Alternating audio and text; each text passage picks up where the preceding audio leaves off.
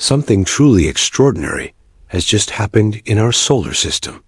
An event so profound, so visually stunning, and so scientifically baffling that it's forcing us to ask one of the oldest questions in human history. Are we alone? On November 9th, 2025, astronomers captured an image of an interstellar visitor named 3I Atlas that defies easy explanation. We're witnessing a cosmic spectacle on a scale never before seen, with behavior that challenges our fundamental understanding of the universe. Some say it's a once-in-a-millennium natural wonder. Others are starting to wonder if natural is the right word at all. Imagine you're an astronomer. You spend your nights staring into the silent, cold darkness, looking for faint smudges of light millions of miles away. It's a job of immense patience, punctuated by rare moments of discovery. For Frank Nebeling and Michael Bnur, November 9th, 2025, was one of those moments, a moment that would send shockwaves through the entire scientific community. Using two separate telescopes, they focused on an object that had been on their watch list for months. 3IA TLAS, the third confirmed interstellar object to ever visit our solar system. What they expected to see was a small, fuzzy dot, perhaps with a faint tail.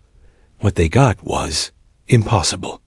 There on their screens, blazing against the blackness of space, was an image that looked more like science fiction than astronomy.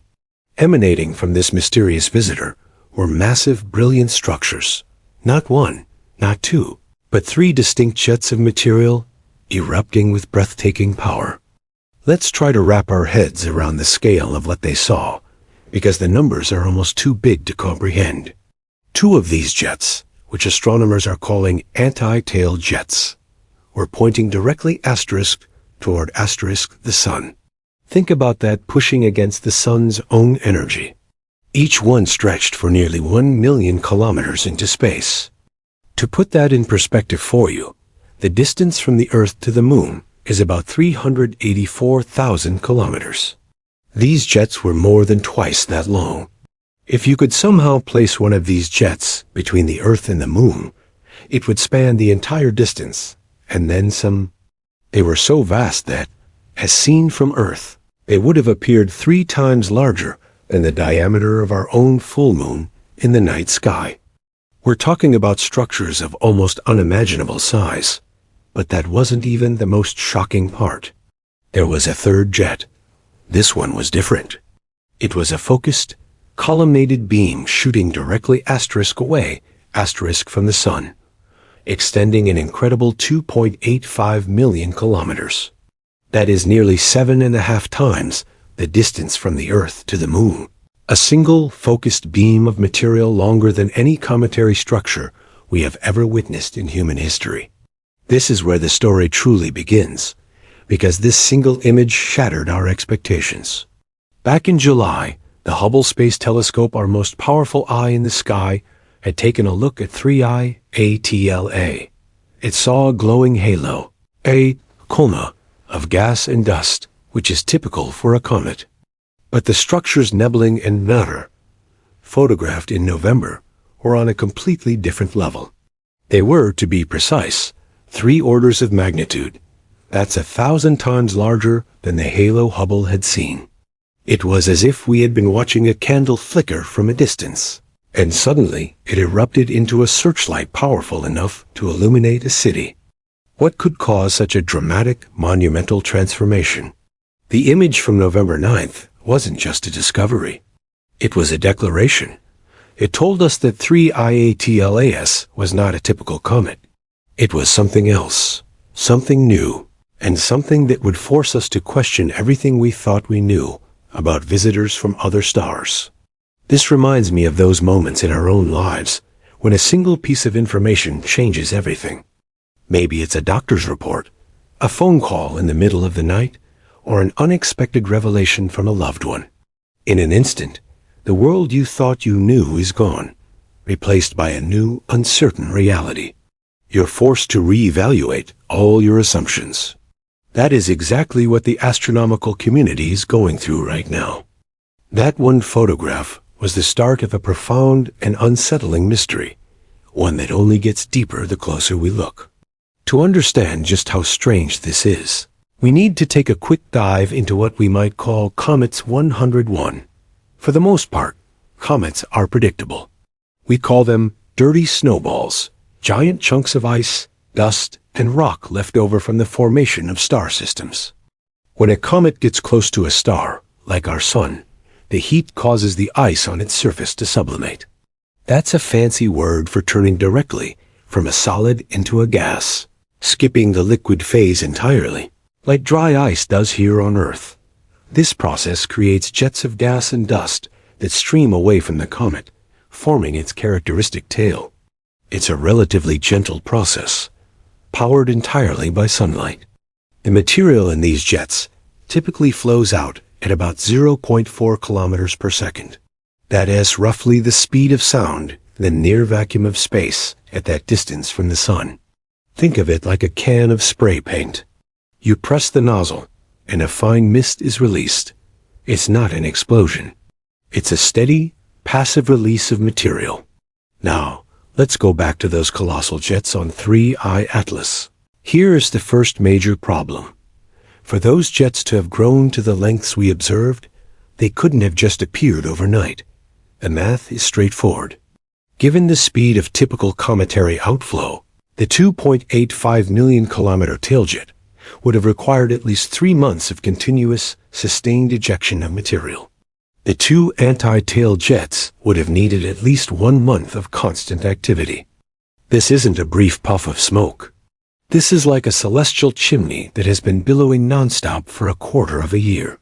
That level of sustained activity is highly unusual, but it's the next part of the puzzle, calculated by Harvard professor Avi Loeb, one of the most brilliant and often controversial minds in astronomy, that truly breaks our models. Professor Loeb turned his attention to those two anti-tail jets, pointing asterisk toward asterisk the sun. They aren't just floating in empty space. They are fighting against a constant, powerful force, the solar wind.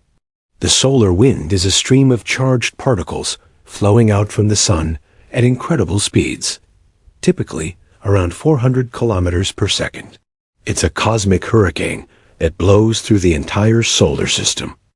A normal, gentle comet jet moving at 0.4 kilometers per second stands no chance against a 400 kilometers per second headwind. It would be like trying to spit into a hurricane. The wind would instantly blow it back. Yet these jets on 3I Atlas were not being blown back. They were pushing forward, holding their ground, and extending for 1 million kilometers asterisk against asterisk this incredible force. For that to be possible, Loeb calculated that jets must have an incredible density and pressure. They must be so thick with material that they can overpower the solar wind. And to maintain that density, the amount of mass the object has to be losing is simply staggering. The math reveals a shocking number, approximately 50 billion tons of material every single month. Let that number sink in for a moment. 50 billion tons. That's more than the weight of the entire human population of Earth, ejected into space every 4 weeks. It has a mass loss rate so extreme that it is comparable to the asterisk minimum estimated mass of the entire object itself asterisk. It's like a car driving down the highway by burning its own chassis as fuel. It simply doesn't seem sustainable. This is the core of the scientific dilemma. We have an object that is behaving in a way that, according to our current understanding, would require it to effectively destroy itself in a matter of months. To survive this kind of activity, 3I Atlas would need to be at least 10 kilometers in diameter, a true giant among comets. It's moments like these that define the cutting edge of science. You have a set of observations that are undeniable, and you have a set of theories that say those observations shouldn't be possible. When that happens, you know you're on the verge of a breakthrough. Either our understanding of natural comets is about to be completely rewritten, or we are not looking at a natural comet at all. The plot thickens when we look at the timeline of events. This celestial fireworks show didn't just appear out of nowhere, but it might as well have. Astronomers had been tracking 3I Atlas since July of 2025. For months, July, August, September, most of October, it was for all intents and purposes quiet. It was a faint, dormant object coasting through space. There were no significant outbursts. There was no non-gravitational acceleration, the slight push that comets get from their jets to suggest it was active. It was just a big, cold rock from another star system. Then it reached perihelion, its closest approach to the Sun, on October 30th. It swung around our star, bathing in the most intense heat and radiation it would experience on its journey. And suddenly, everything changed. It was as if someone or something flipped a giant switch. Almost immediately after perihelion, the massive jets appeared. The object went from being almost completely inert to putting on the most spectacular light show ever witnessed from an interstellar visitor. This abrupt change in behavior is another major clue, and it has scientists proposing several explanations. The most conventional explanation, the one that tries to fit this event into our existing models, is that 3I Atlas might have pockets of extremely volatile ices, like frozen nitrogen or carbon monoxide, buried deep beneath a protective crust. For months, as it approached the Sun, the heat slowly penetrated this outer layer. At perihelion, the intense solar radiation finally reached these deep pockets, causing them to flash boil and erupt with incredible force, blasting through the surface and creating the enormous jets. It's a plausible idea. We've seen comets have outbursts before, though never on this scale. Comets can be unpredictable, but others, including Professor Loeb, are asking a more profound question. What if we're not seeing jets caused by sublimating ice at all? What if we are witnessing something else entirely? Consider this. If you remove the assumption that this is a natural process, the numbers start to make a lot more sense. Let's think about propulsion. The chemical rockets we use to launch spacecraft from Earth produce exhaust velocities of 3 to 5 kilometers per second. That's already 10 times faster than the gentle outflow from a comet. More advanced technologies, like ion thrusters, can achieve exhaust speeds of 10 to 50 kilometers per second, over 100 times faster. If the jets from 3I Atlas were moving at those kinds of speeds, the amount of mass required to create them would drop dramatically. You wouldn't need to eject 50 billion tons a month. The required mass loss could be 1 to 2 orders of magnitude lower. Perhaps less than 1% of the object's total mass would be needed as fuel to create the same visual spectacle. Suddenly, the impossible becomes possible. The self-destructing object becomes a highly efficient machine. Now, I want to be absolutely clear. No one is definitively saying that 3I Atlas is a spacecraft. But what I am saying is that the data is forcing us to ask questions we never thought we'd have to ask about a visitor from deep space. The numbers from the conventional comet explanation don't quite add up. And when the numbers don't add up, scientists have a responsibility to explore alternative hypotheses, no matter how unconventional they might seem. This is the third interstellar object we've confirmed. The first was Aumuia in 2017, which had its own bizarre characteristics. It accelerated away from the Sun with no visible tail, and had a strange, highly elongated shape. The second was 2I Borisov in 2019, which behaved much more like a typical comet, reassuring everyone that our models weren't completely wrong. And now we have 3I ATLA, which is in a category all its own. 2 out of the 3 visitors we've had have been profoundly weird. That's a pattern that's hard to ignore. Just when we thought the mystery couldn't get any deeper, it did. In the days following perihelion, as telescopes around the world scrambled to get a look at this now famous object, observers began reporting something even more complex. It wasn't just 3 massive jets. As the object rotated and more of its surface became visible, a total of 7 distinct jet structures were identified. 7 separate streams of material, each pointing in a different direction, creating a complex, evolving light show in the heart of our solar system. Now, multiple jets on a comet aren't entirely unheard of. A comet's surface isn't uniform. It can have several active regions that turn on and off as they rotate into sunlight. But the sheer number, the intensity, and the synchronized appearance of these 7 jets right after perihelion are once again raising eyebrows. This observation has sparked an intense debate, and it centers on a very specific question. Did 3I Atlas just break up near the sun? This is a critical point. When a comet, a fragile, dirty snowball, gets too close to the sun, the combination of intense heat and immense gravitational forces can literally tear it apart. We've seen this happen before. The most famous example is comet Shoemaker-Levy 9, which was ripped into more than 20 pieces by Jupiter's gravity before spectacularly crashing into the planet in 1994. If 3I Atlas fragmented, even partially, it could explain the sudden appearance of 7 jets. Each new fragment, with fresh ice exposed to the sun, would essentially become its own mini-comet, spewing out its own jet of gas and dust. But here's the puzzle. When a comet breaks apart, we expect to see the evidence. We expect to see distinct fragments moving on slightly different paths. We expect to see a debris field. But so far, the observations, while showing these 7 brilliant jets, don't show clear evidence of multiple core objects. The source of the jets appears to be a single, largely intact body. This creates a fascinating and difficult scenario for scientists to explain. Either the object experienced a very specific kind of partial fragmentation, where pieces broke off but didn't drift away, or something else is causing these multiple jets to appear all at once. This is where the story connects to our own problem-solving in life.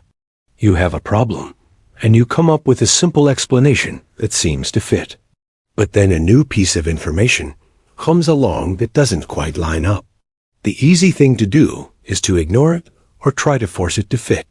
The harder, but more honest, thing to do is to admit your initial explanation might be incomplete. The lack of a debris field around 3I Atlas is that inconvenient piece of data that forces us to think harder. Let's play devil's advocate for a moment and step back into that more unconventional line of thinking. If you were piloting an interstellar craft and you needed to perform a complex maneuver, when would you do it? You would do it at perihelion.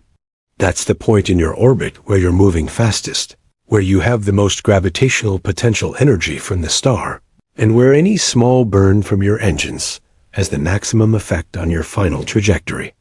It's basic orbital mechanics. A small push at the right moment can lead to a huge change in your path millions of miles down the road. In that context, 7 jets pointing in different directions might not be random outgassing from a breaking apart snowball. They could be interpreted as vectored thrust. Different nozzles firing in a coordinated sequence to achieve a specific change in velocity and direction. Again, this is not a claim.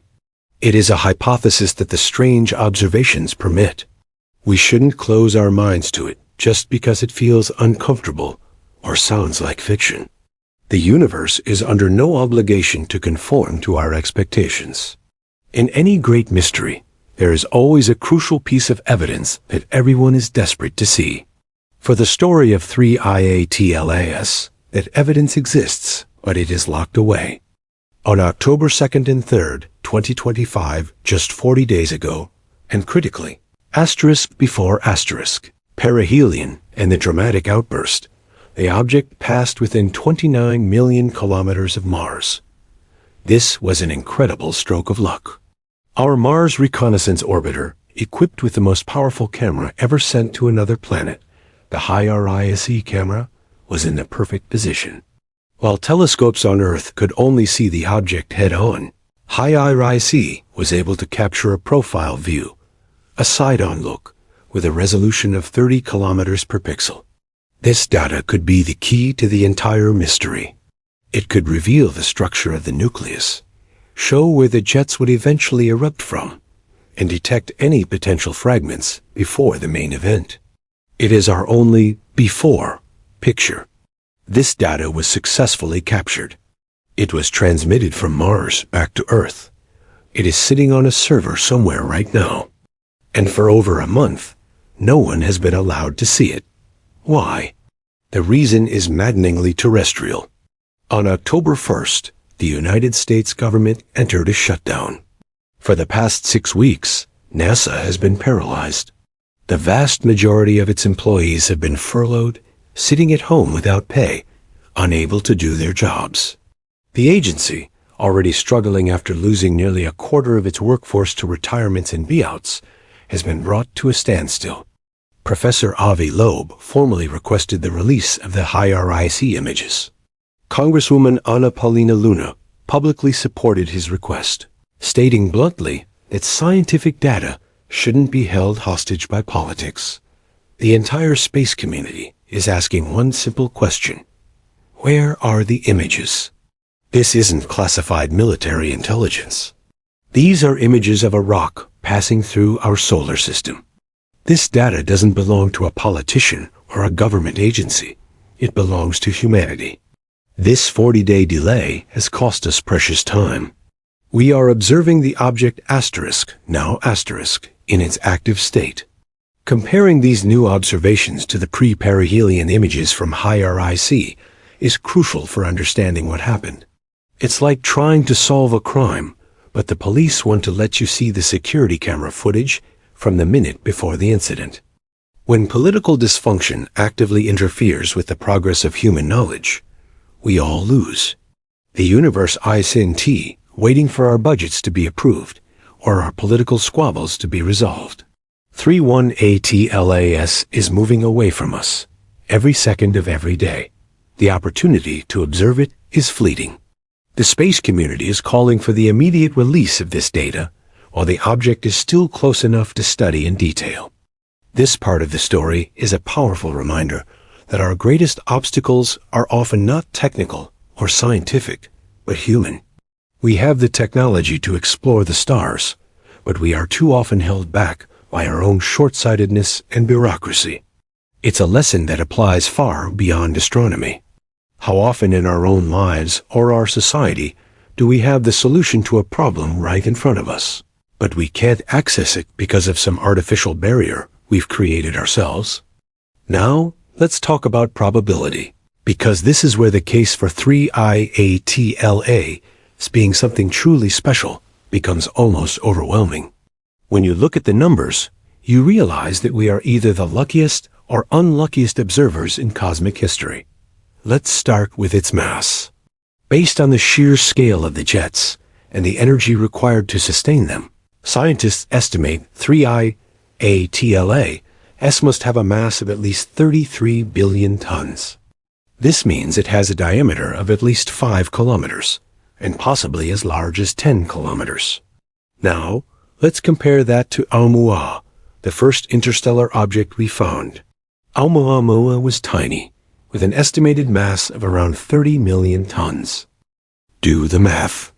31ATLAS is at least *million times more massive than Oumuamua. Here's the problem. If interstellar objects are just random debris floating between the stars, we should expect to see a certain distribution of sizes. It's a pattern we see everywhere in nature. For every giant boulder, there are a million tiny pebbles. For every giant planet, there are countless small asteroids. We should be finding lots of small interstellar objects, fewer medium-sized ones, and almost no giant ones. Given that we have only been actively searching for these objects for less than a decade, and have only found 3, what are the odds that the third one we find would be 1,000,000 times more massive than the first? Professor Loeb ran the numbers. He calculated that the likelihood of seeing an object this massive, this soon in our search, is less than 0.1%. That's 1 in 1,000. But it gets worse. That calculation assumes a certain distribution of mass. If you make a more conservative assumption that there is an equal amount of total mass spread across all object sizes, the probability plummets to 0.0005%. That's 1 in 200,000. We would expect an object larger than 10 kilometers to wander into our neighborhood maybe once every 10,000 years. Yet, here we are. But the statistical anomalies don't stop there. 31ATLAS has what's called a retrograde orbit. It's traveling in the opposite direction to all the planets in our solar system. It's going against the flow of traffic on the cosmic highway. That, by itself, isn't too strange for an interstellar object, which can come from any direction. What is strange is its inclination. The orbital plane of 3IATLAS is aligned with the ecliptic plane, the flat disk in which Earth and the other planets orbit the Sun, to within 5 degrees. Think about that. Out of all the infinite possible angles, it could have approached from above, from below, from any direction on a giant sphere. It just happens to be flying almost perfectly level with the plane of our solar system. The probability of a random interstellar object having a retrograde orbit that is aligned so precisely with the ecliptic is about 0.2%. 1 in 500. Now, here's the crucial part. These probabilities aren't independent. To find the odds of both of these things being true at the same time, you have to multiply them. When you do that, you get a number that is almost incomprehensibly small. Depending on your initial assumptions about mass distribution, the combined probability of a random natural object having both the mass and the orbital characteristics of 3IATLAS is somewhere between 1 in a million and 1 in 100 million. Let me repeat that. If 3IATLAS is just a normal piece of rock that wandered in from another star, the odds of it looking and acting the way it does are about the same as you, winning the Powerball lottery and then getting struck by lightning on the same day. Low probability events do happen. But in science, when you encounter an event with odds this low, it should make you stop and rigorously question your assumptions. If I told you I won the lottery, you'd call me lucky. If I told you I won the lottery 3 weeks in a row, you wouldn't call me lucky anymore. You'd start to wonder if I had found a way to cheat the system. That's where we are with 3IATLAS. It presents us with an event so statistically improbable that we have to ask, is there another explanation that makes more sense? Is it possible that its characteristics are not the result of pure chance, but of something else? This brings us to the heart of the matter, to the question that is both exhilarating and deeply unsettling. What if 3I Atlas isn't a random arrival? What if its trajectory and its characteristics are not a cosmic coincidence? Let's step back and think logically. If you were planning an interstellar mission and you wanted to survey a star system, how would you design your trajectory?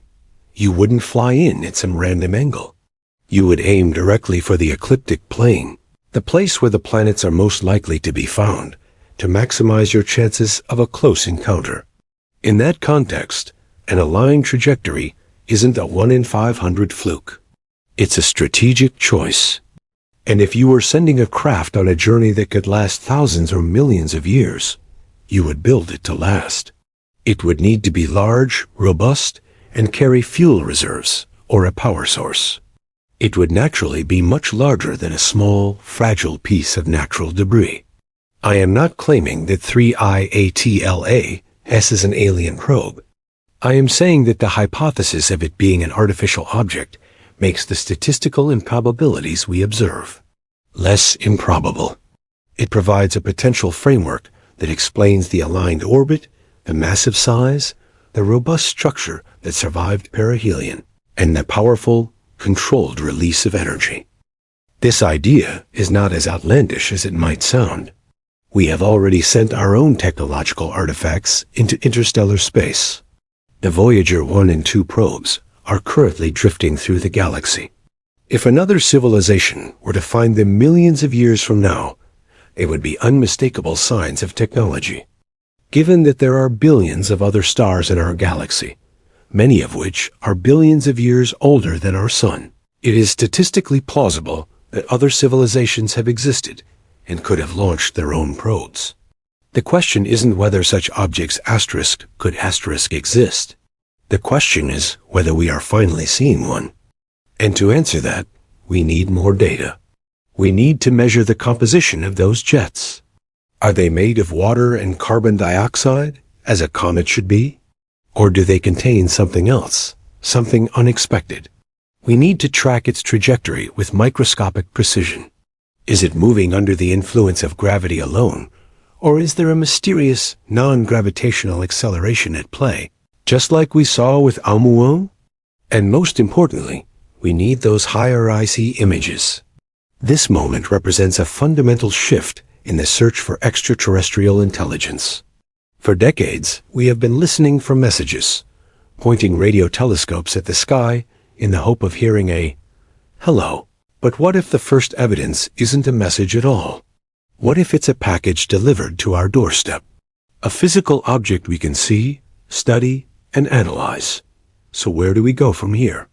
The story of 3I Atlas is still unfolding in real time as we speak. As it makes its closest approach to Earth on December 19th, our most powerful telescopes will be watching. The coming weeks will be crucial.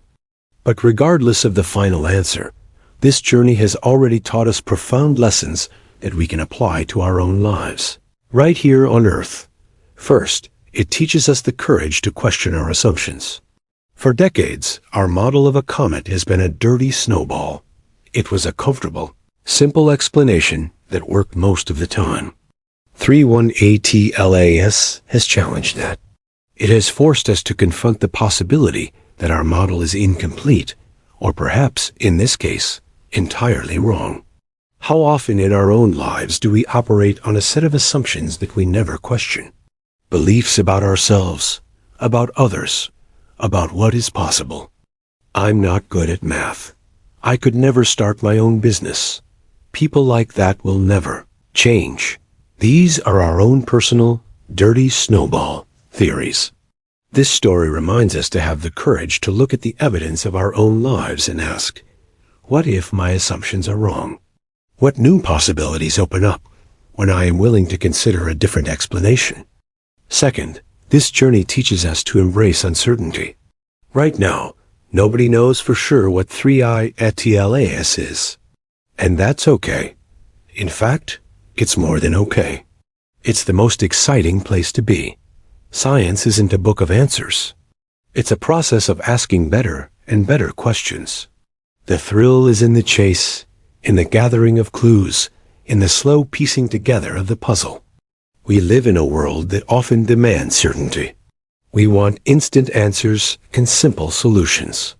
But the most meaningful growth, both intellectually and personally, happens in the space of uncertainty. It's in the willingness to say, I don't know, but I'm excited to find out. Learning to be comfortable with not having all the answers is not a weakness. It is a superpower. It allows you to stay curious, to keep learning, and to adapt to a world that is constantly changing. And finally, the story of 3I Atlas gives us the gift of perspective. When you contemplate an object that has traveled for millions of years through the unimaginable emptiness, between the stars, an object that is now putting on a light show millions of kilometers long, it's hard to stay worried about the traffic jam you are in this morning, or the rude email you received. Looking up at the cosmos has a way of recalibrating our sense of importance. It reminds us that we are part of something vast, ancient, and magnificent. It connects us to the grand sweep of cosmic history and to the shared human endeavor of trying to understand our place in it all. In a world that can often feel divided and chaotic, this shared sense of wonder is a powerful, unifying force. It encourages us to be a little kinder, a little more patient, and a little more awestruck by the simple fact that we are here, on this tiny blue dot, able to witness such things. So, I want to leave you with a question. What do you think is happening out there, 269 million kilometers away? Are we witnessing an extraordinary but natural celestial event that will rewrite our textbooks? Or are we seeing the first compelling evidence that we are not alone in the universe? Whatever the answer, we are living in a remarkable time. The story of 3IATLAS is far from over. The most important chapters are still being written, and every new observation brings us closer to the truth. If you want to be part of this journey of discovery, if you want to follow along as we analyze the new data and hopefully those long-awaited Mars images, then make sure you hit that subscribe button and turn on notifications. The universe has a way of surprising us just when we think we have it all figured out, and you are not going to want to miss what comes next.